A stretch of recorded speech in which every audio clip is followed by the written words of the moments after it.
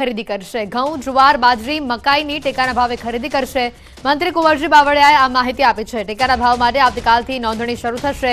31મી March સુધી ખેડૂતો નોંધણી કરાવી શકશે। 15મી માર્ચથી ટેકાના ભાવે ખરીદી શરૂ થશે।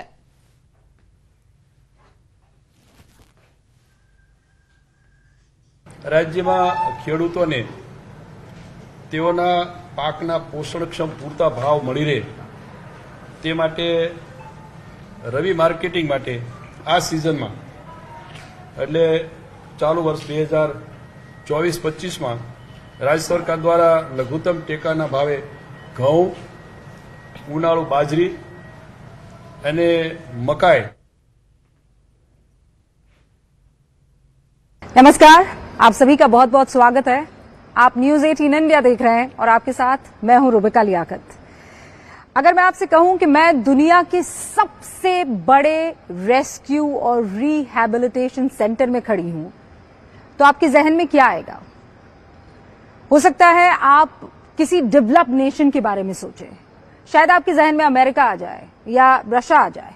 लेकिन अगर मैं आपसे कहूं कि मैं हिंदुस्तान की बात कर रही हूं जहां पर दुनिया का सबसे बड़ा रेस्क्यू सेंटर है, शेल्टर है, नाम है उसका वन तारा, और उस वन तारा के दिल में धड़कता है वो दिमाग, वो चेहरा जो आज हर किसी के जहन में समाया हुआ है।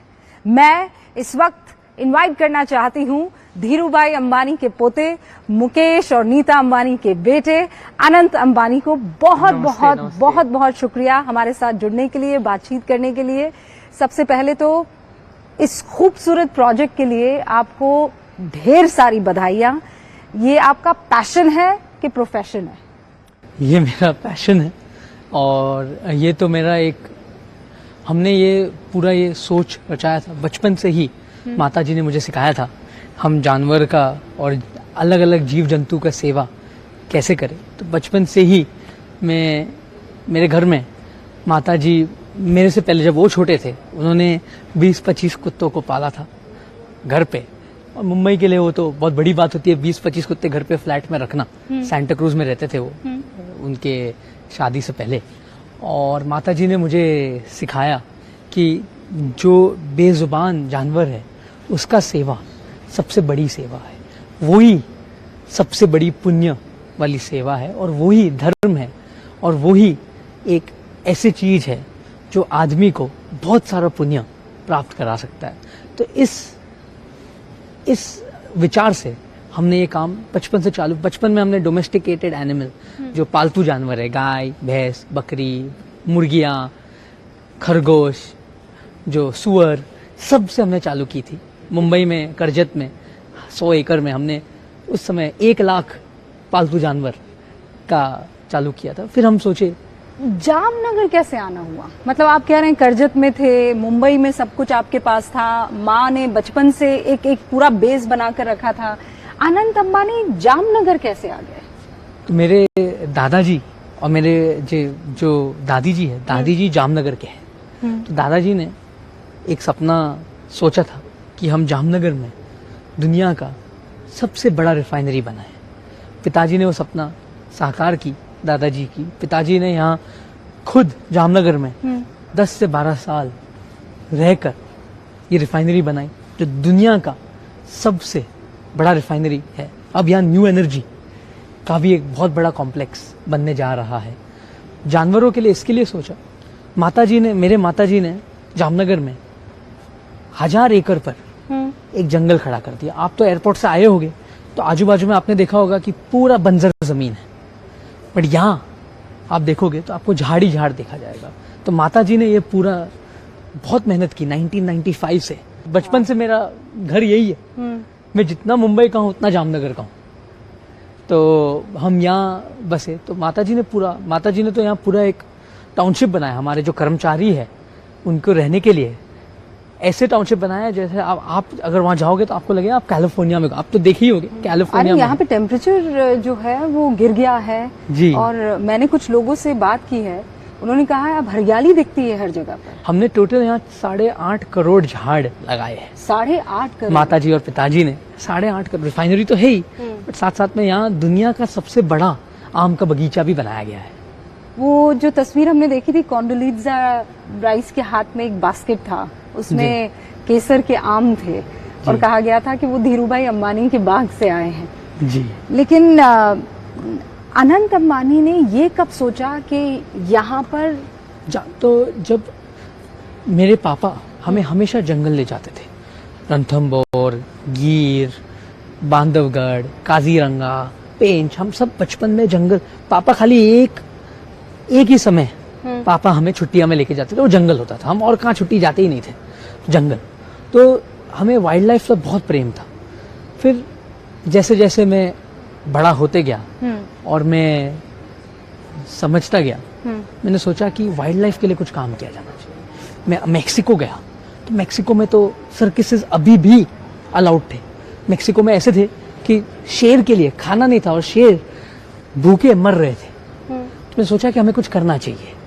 भारत में रोड एक्सीडेंट से तेंदुआ गिर जाता है, रोड एक्सीडेंट से कभी कभी टाइगर जो बाघ है उसको चोट पहुंच जाती है, भालू जो रीछ होता है उसे भी कभी कभी बहुत दिक्कत में आ जाती, कभी एक्सीडेंट हो जाता है, कभी कुआं में गिर जाता है, कभी तो कैंसर हो जाता है। तो हमें ये सोचा कि वाइल्ड लाइफ के लिए, पशु के लिए, जो हमारे जो साधारण पशु है, जो फार्म एनिमल्स जिसे हम कहते हैं, उसके लिए तो बहुत सारे लोग काम करते हैं, वाइल्ड लाइफ के लिए बहुत कम लोग हैं।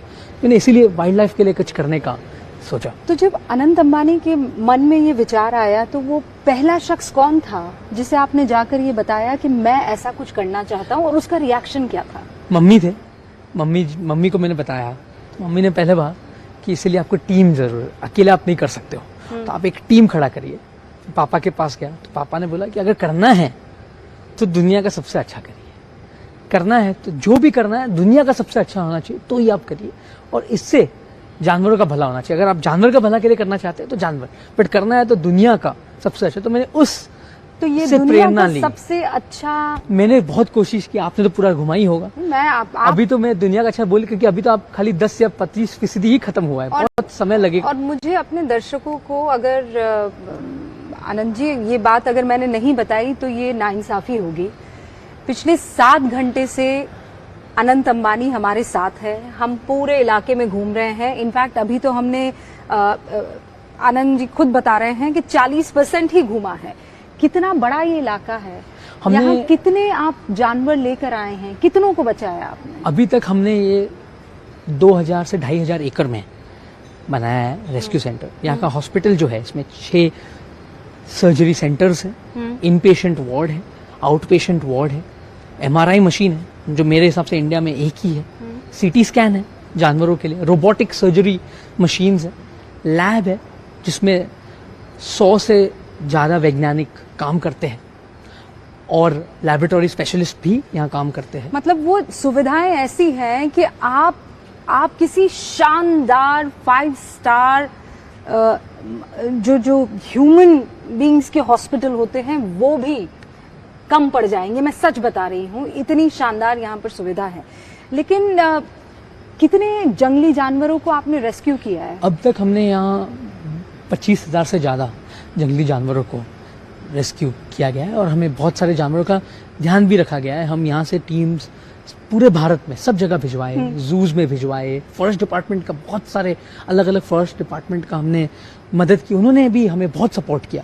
और मैं देश के हर एक फॉरेस्ट अधिकारी, उनके कर्मचारी से अधिकारी, सबका बहुत बहुत धन्यवाद करना चाहता हूँ कि उनके कारण हमारे जंगल बचे हुए हैं। अनंत जी, मैं ये सोच रही हूँ कि आपकी उम्र के जो नौजवान हैं, उनका पैशन, उनका शौक वो बहुत अलग होता है। मतलब किसी को कार रेसिंग पसंद है, किसी को अलग अलग डेस्टिनेशन पर जाकर अपना सब कुछ बसाना पसंद है। आप जामनगर आ गए, मैं जामनगर में ही, आप लोगों के साथ कम और जानवरों के रेस्क्यू मेरा जान जानवर ही है, मैं जानवर के लिए ही जीता हूँ। और ये मैं कुछ भी हो जाए, दिन में 2 घंटा मैं जानवर, रोज हर दिन 2 घंटा जानवरों के लिए मैं काम करता हूँ, और मैं यही सोचता हूँ कि मैं कितने जानवर को दिन में बचा सकता हूँ। मैं सोचने पहले आज कितना का मैंने भला किया और मैं कितने का भला कर सकता हूँ, और इससे मुझे अच्छे से नींद आ जाती है। तो मेरा अच्छा से नींद, और मैं ऐसे तो मैंने ये काम शुरू किया अभी मैं 28 साल का हूँ। मैंने 8 साल की उम्र से ही ये काम चालू कर दिया था, और स्कूल से छुट्टा था तो मैं इधर ही करता था। और जो मेरे दोस्त थे वो भी जानवर प्रेमी हैं, और मेरी जो अभी होने वाली पत्नी है राधिका, आपको बहुत भगवान सारी का- मुबारकबाद सबसे जी। पहले तो। और आप तो शादी भी जामनगर में ही कर रहे जी, हैं। तो पूरी दुनिया को आप यहाँ पर इकट्ठा कर रहे मेरे हैं। दादी जामनगर के हैं। हाँ। मेरे दादी जामनगर के रहवासी है, हम्म, और मैं शादी इसीलिए कर रहा हूँ क्योंकि उनका घर यहाँ है, और हमारा भी हम गुजरात के हैं, महाराष्ट्र भी। तो हम ये तो प्री वेडिंग यहाँ हो रहा है, शादी तो मुंबई में होगा, प्री वेडिंग यहाँ है, और ये हमारा घर है। तो और हम यहाँ ही घर में ही शादी के जामनगर के वासी के साथ, हमारे बहुत सारे जो मेरे कलीग्स हैं उनके साथ शादी प्री वेडिंग करेंगे तो अलग ही मजा होगा। तो आपकी होने वाली धर्मपत्नी आपके इस प्रोजेक्ट को कितना सराहती है, कितना उनका योगदान है, वो क्या कहती हैं? वो भी एक बहुत बड़े जानवर प्रेमी है, और वो कभी भी ये नहीं बोलती है कि आप, क्योंकि बहुत समय मेरे पास समय ही नहीं बचता है, काम के बाद में इस पर लगा रहता हूँ तो इस पर लगा, तो वो साथ साथ में मुझे मदद करते हैं। अगर कोई जानवर बीमार है तो हमारे जो वैद्य, जो हमारे पशु वैद्य है उनसे बात करना, कभी कभी अगर मैं अवेलेबल नहीं रहता हूँ, मैं मौजूद नहीं रहता हूँ यहाँ, तो वो खुद पशु वैद्य से बात कर लेते हैं। वो खुद हमारे जो ट्रस्ट के मैनेजर्स हैं उनसे बात करके फीडबैक लेते हैं, और वो खुद कोई हाथी है जो उनको आवाज़ से पहचानते हैं। हमने बहुत सारे हाथी रेस्क्यू किए हैं साथ में, और बहुत सारे हाथी राधिका को आवाज़ से पहचानते हैं। और उससे ज़्यादा मेरी जो मम्मी है वो मेरी सबसे बड़ी प्रेरणा रही है। मम्मी ने बचपन से ही मुझे सिखाया, और वो खुद, मतलब मम्मी ने हमें, जब कबूतर मांझा से कट जाते थे तो मम्मी, जब हम छोटे थे, मम्मी उनको घर पे लाते थे, मम्मी पालते थे, उनका पोषण करते थे।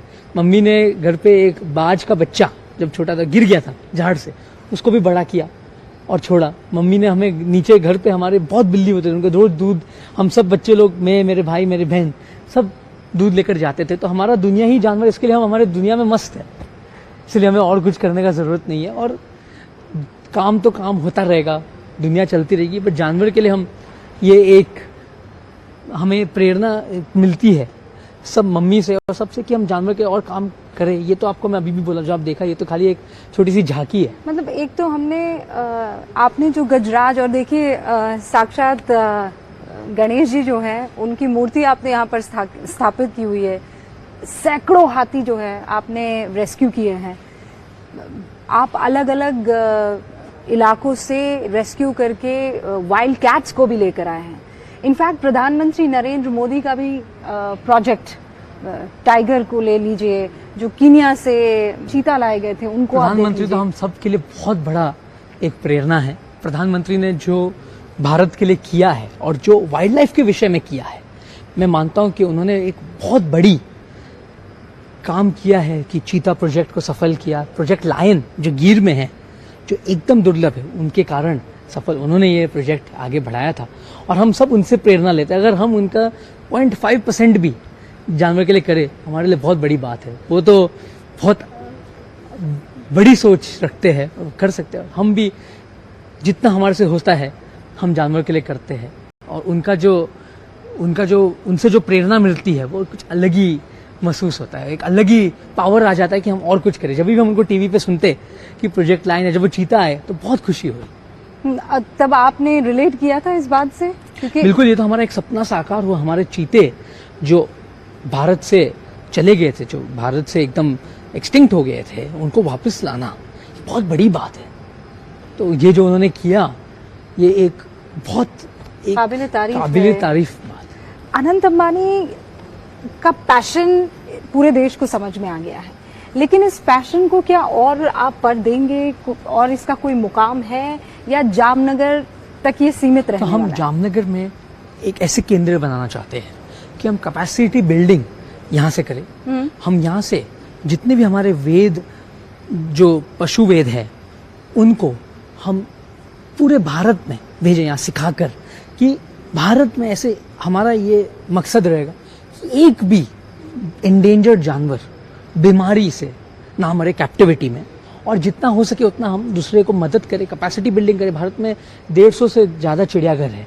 हम उन सबको जितना हो सके उतना सपोर्ट करना चाहते हैं कि वो दुनिया का नंबर 1 बने, और भारत इसमें एक लीडिंग स्ट्रेटेजिस्ट बने और भारत में हम चालू करें कि वाइल्ड लाइफ कैसा, तो इसमें बूंद बूंद से सागर बनता है। तो हम ये चाहते हैं कि जामनगर एक ऐसा हॉस्पिटल लैब, आपने तो देखा, ऐसे एक बने कि जहाँ होगा, और रेस्क्यू सेंटर हॉस्पिटल जैसे आपको हमेशा बढ़ता रहेगा, जैसे जरूर होगी उस हिसाब से हम बढ़ेंगे और बचाव का कार्य में करेंगे, और जैसे भगवान हमें शक्ति देंगे उस हिसाब से करेंगे जो मंजूर। मुझे पूरा यकीन है कि आप जो इंस्पायर हुए हैं अपनी माँ से, आप चाहेंगे कि ऐसे लाखों अनंत पैदा हों हिंदुस्तान में जी, लेकिन उसके लिए आपको इंस्पायर करना भी जरूरी है। तो एक आम आदमी जो ये जानना चाहता है, देखना चाहता है कि आपने किस तरीके की फैसिलिटी बनाई है, वो आ सकता है यहाँ पर? जी बिल्कुल। अब हम जैसे जानवर थोड़े सेटल हो जाए, हमारा जूलॉजिकल पार्क खुलेगा, हमारा हॉस्पिटल के लिए हम एक विजिटर गैलरी बनाएंगे,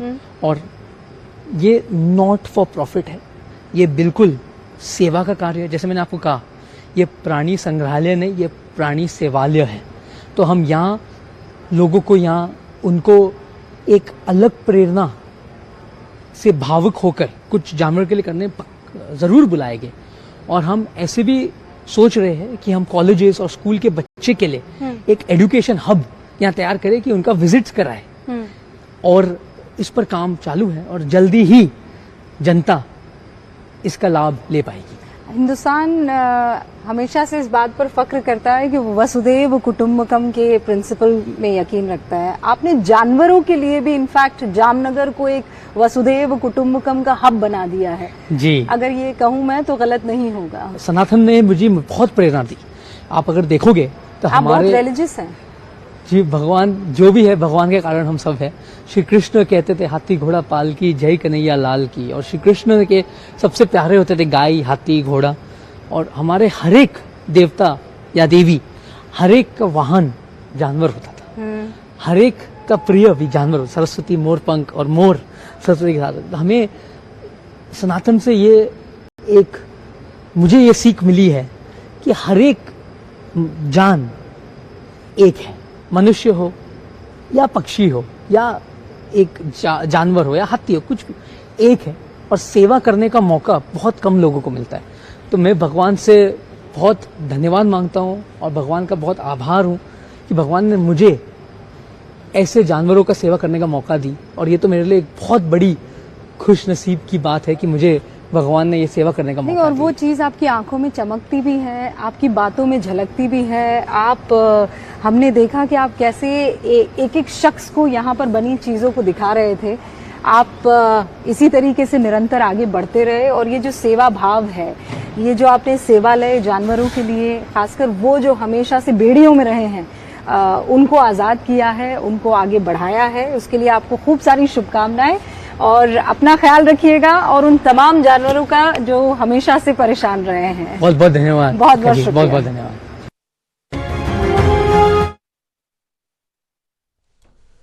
તો આપે દુનિયાનું સૌથી મોટું જે રેસ્ક્યુ સેન્ટર છે વનતારા, તેની માહિતી આપતા અનંત અંબાણીને સાંભળ્યા। નોન પ્રોફિટ અને ખાસ તો જે જાનવરો છે, જે પ્રાણીઓ છે, એમની કઈ રીતે ત્યાં દેખરેખ થાય છે, અને એ રેસ્ક્યુ સેન્ટરમાં કયા પ્રકારના સર્જરી સેન્ટરો છે, કેવી રીતે તેમને આધુનિક મશીનરીઓથી સારવાર અપાય છે, તેની પણ તેમણે માહિતી આપી।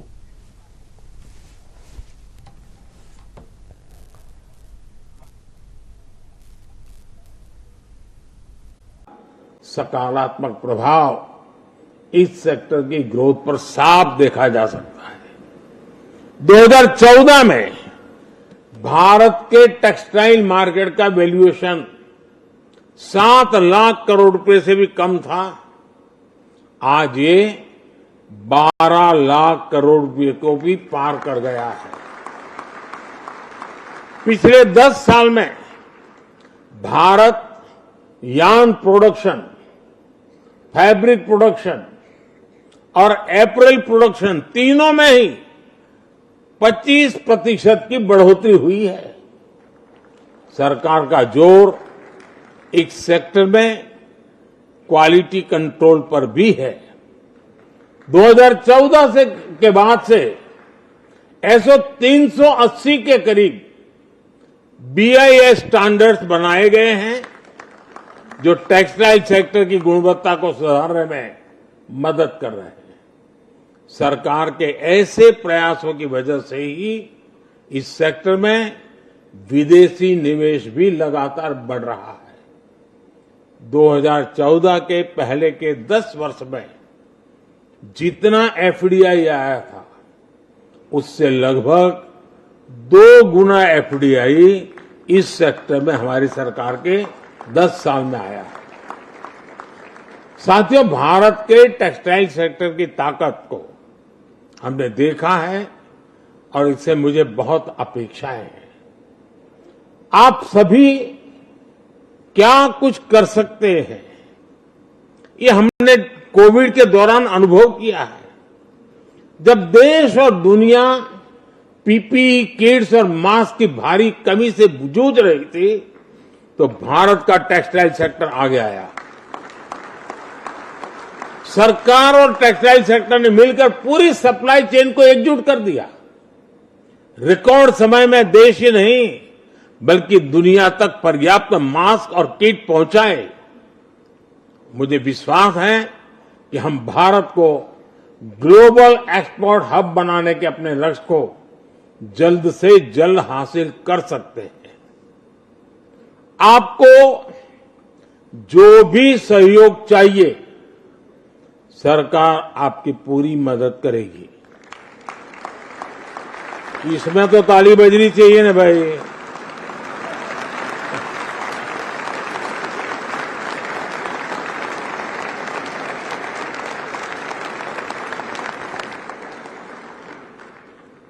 लेकिन अभी भी मुझे लगता है जी, आपके जो भी एसोसिएशन हैं वो भी बिखरे हुए हैं। उनको भी एक पूरी तरह एक जोड़ करके कैसे बनाया जा सके। वरना क्या होता है, एक सेक्टर का लोग आता है, वो अपनी मुसीबत बता करके रोना रो करके सरकार के गुण लेके भाग जाता है। फिर दूसरा आता है, वो उससे बिल्कुल कॉन्ट्राडिक्टरी होता है, वो कहता है ये चाहिए। तो इतने कॉन्फ्लिक्ट वाली चीजें आप लोगों की तरफ से आती है, तो एक को मदद करती है तो दूसरे को घाटे में डाल देती है। अगर आप सब मिलकर के कुछ चीजें लेकर के आते हैं तो चीजों को कॉम्प्रिहेंसिव वे में आगे बढ़ाया जा सकता है, और मैं चाहता हूं कि आपने इस पर सोचना चाहिए। दूसरा, दुनिया में जो बदलाव आ रहे हैं, हम उन बदलावों में सदियों से आगे हैं। जैसे પૂરા વિશ્વ। અને હવે વાત કરીશું લોકસભા ચૂંટણીની।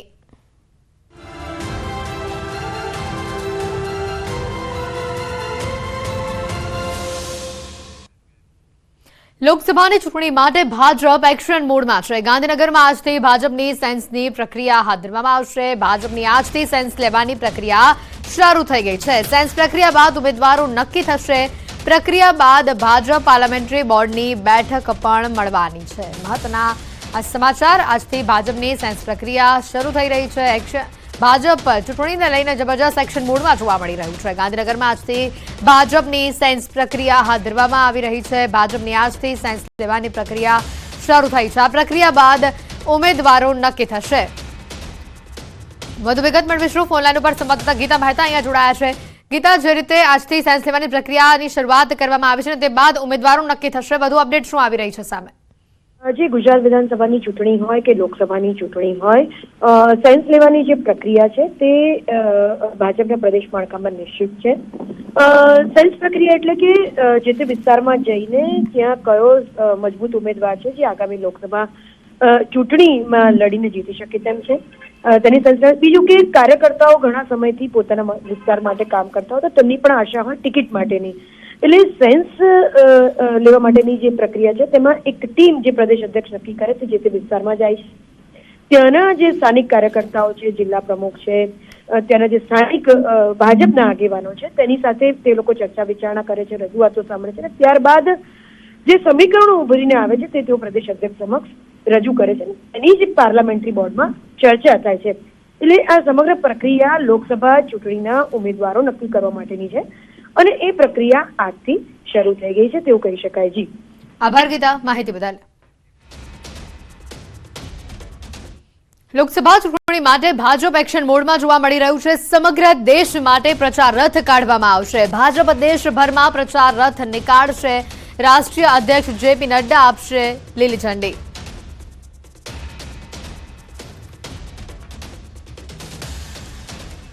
તો મહુવા આરએફઓની સરકારી ગાડીનો વિડીયો વાયરલ થયો છે. જી હા, સમાચાર જે રીતના સામે આવી રહ્યા છે, સલૂન સંચાલકે આરએફઓની ગાડી પાસે રીલ બનાવી છે. સોશિયલ મીડિયામાં આ વિડીયો વાયરલ કર્યું છે. ફોરેસ્ટ અધિકારી આશાબેન ચૌધરીની સરકારી બીકોન લાઇટવાળી ગાડીનો રીલનો વિડીયો સામે આવ્યો છે. આરએફઓ આશાબેન ચૌધરીને આપેલ સરકારી વાહનનો ઉપયોગ મોટાભાગે ખાનગી કામમાં થતો હોવાની હકીકત અહીંયા જાણવા મળી રહી છે.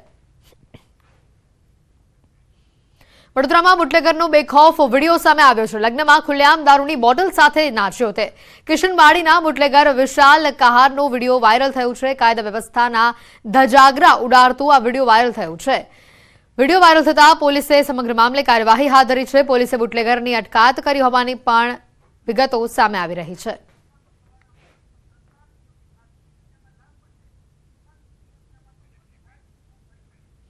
અમદાવાદમાં લાંચિયો પોલીસકર્મી પકડાયો છે. રખિયાલમાં એસીબીની ટ્રેપ હતી.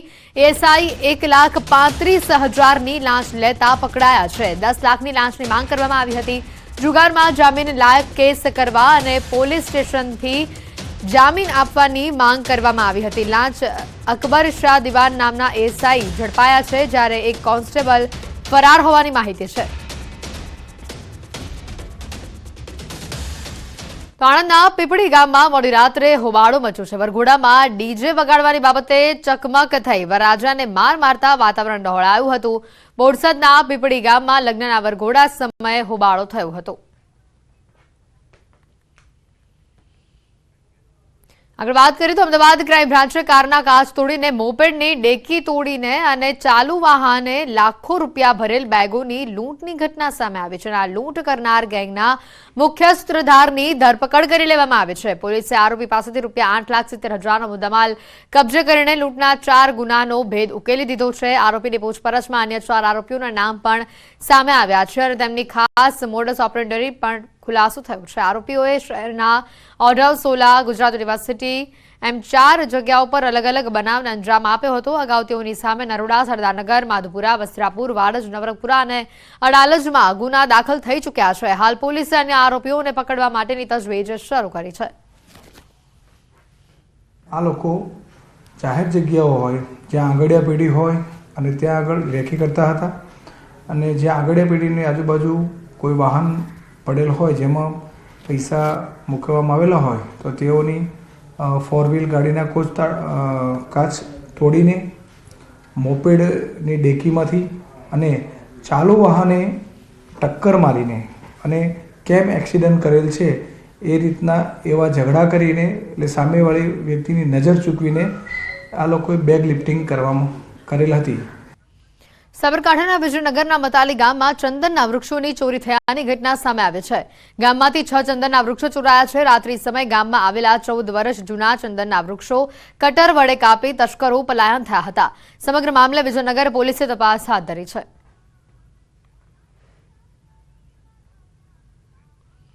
તો આ તરફ વાપીના ટ્રાન્સપોર્ટર પાસેથી 10 લાખની ખંડણીની માંગ કરવામાં આવી હોવાની ઘટના સામે આવી છે. વાપીના ટ્રાન્સપોર્ટરને દમણની ધમકી અપાઈ છે. ટ્રાન્સપોર્ટરે ધમકીને ગંભીરતાથી ન લેતા મોડી રાત્રે હથિયારો સાથે અસામાજિક તત્વો ટ્રાન્સપોર્ટરના ઘરે પહોંચ્યા હતા. સમગ્ર ઘટના સીસીટીવીમાં કેદ થઈ છે. હથિયારો સાથે કેટલાક અસામાજિક તત્વો ઘર સુધી આવી જતા વાપી ટાઉન પોલીસ સ્ટેશનમાં સમગ્ર મામલે ફરિયાદ નોંધાવાઈ છે. સીસીટીવી તથા ટ્રાન્સપોર્ટરના નિવેદનના આધારે પોલીસે તપાસ હાથ ધરી છે.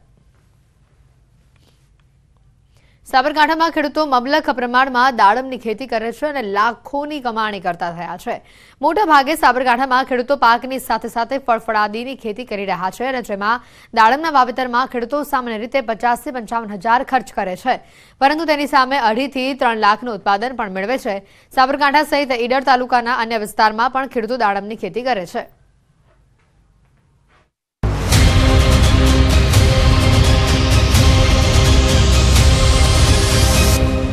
मोदी